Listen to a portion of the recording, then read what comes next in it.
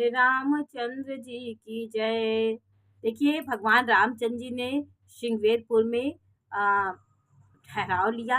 वहाँ पे माता गंगा का उन्होंने स्नान किया, उनसे सारे श्रम उनका दूर हुआ और वो नर लीला कर रहे हैं।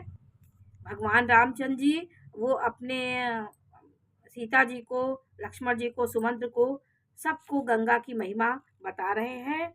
अब देखिए, वो भगवान रामचंद्र जी जब निषाद राजगुरु ने यह खबर पाई कि रामचंद्र जी आ रहे हैं, तो वो कंद मूल फल ले लेकर डलियों में भर भर के लोगों के साथ लेकर, बंधु बांधवों के साथ लेकर के, हृदय में हर्ष नहीं समा रहा था। रामचंद्र जी के पास वो दंडवत करके भेंट सामने रखकर वह अत्यंत प्रेम से प्रभु को देखने लगा।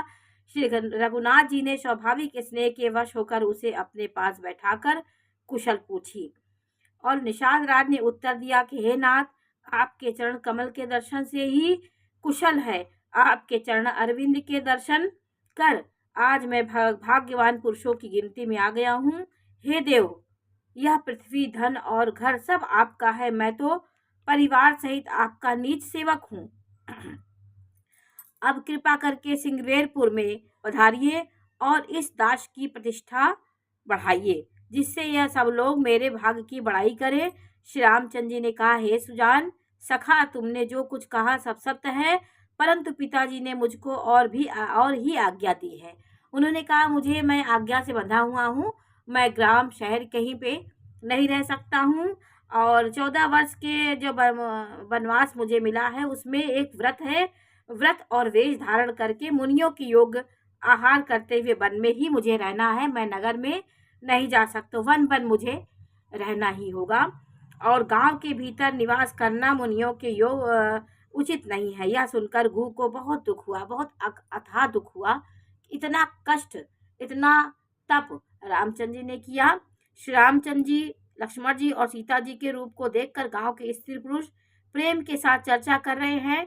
कोई कहती है, सखी कहो तो ये माता पिता कैसे हैं जिन्होंने ऐसे बालकों को वन में भेज दिया है। अब कुल भूल की स्त्रियां जो है, जो निषाद राज के जितने परिवार के लोग हैं, सब लोग, जितनी स्त्रियां उनको देख रही हैं, स्त्री पुरुष सब वही बोल रहे हैं कि अरे इनके माँ बाप कैसे हैं जिन्होंने इनको वन भेज दिया है। राजा ने अच्छा ही किया, इसी बहाने हमें भी ब्रह्मा ने के नेत्रों का लाभ हो गया।